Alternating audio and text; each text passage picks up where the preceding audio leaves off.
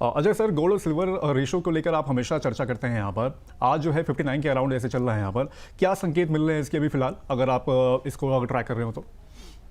देखिए, कभी भी गोल्ड सिल्वर रेशियो बहुत ही एक्सट्रीम मूव्स दिखाती है।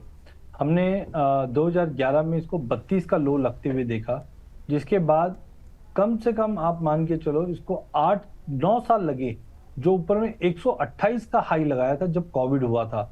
कोविड के समय हमने 128 का हाई देखा था, अदरवाइज ये ऊपर में 80-85 के ऊपर जाती ही नहीं है।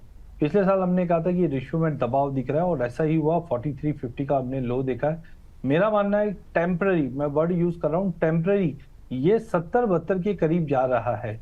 अगर 70-72 के करीब जा रहा है, इसका मतलब है गोल्ड मजबूत रहेगा चांदी के मुकाबले। अब इसके दो पहलू हो सकते हैं, एक सोना 10% बढ़ जाए और चांदी 5% बढ़े, तब भी ये रेशियो ऊपर है।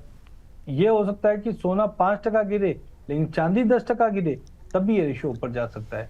और मेरा मानना है कि अगले 2 से 3 महीना सोने और चांदी में दबाव बढ़ेगा, कम नहीं होगा यहाँ से।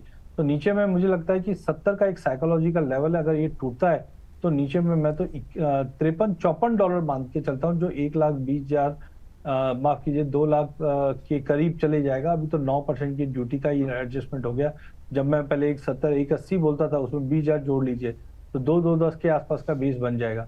लेकिन रेशियो में 72 से जो रिवर्ट बैक करेगा अगले 2 साल में, ये रेशियो कहीं ना कहीं 35-36 तक का लेवल या मोटा मोटी 40 के नीचे आ जाएगा, जिसका मतलब है लॉन्ग टर्म में चांदी आउट परफॉर्म करेगी सोने को और $200 तक के भी लेवल हम देख पाएंगे, बट उसको समय लगेगा। टाइमिंग ये रेशियो 70 से 72 तक का लेवल दिखाएगा, फिर वहां से रिवर्स होता हुआ दिखाई देगी।